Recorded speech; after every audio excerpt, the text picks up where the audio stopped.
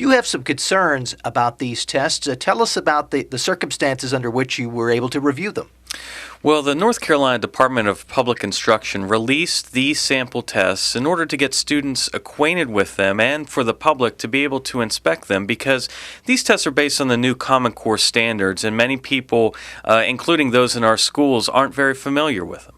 And you have some concerns about what you saw with these English tests as they've been revealed by DPI.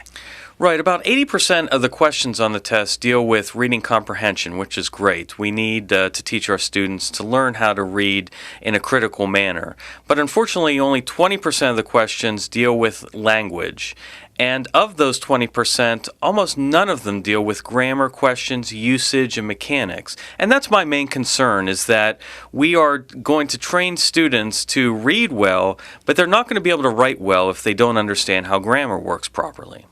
And speaking of the piece about reading well, you also have concerns about the types of texts the students are going to be reading as they learn reading comprehension. That's right. In the past, our English teachers mainly have focused on literary texts, and now they'll be required to split their time, half with literary texts and half with what's called informational texts, and these could be any sort of non-fictional text.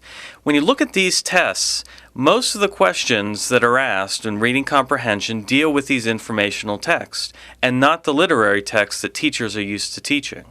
Why are you raising these concerns at this point? What do you hope will happen?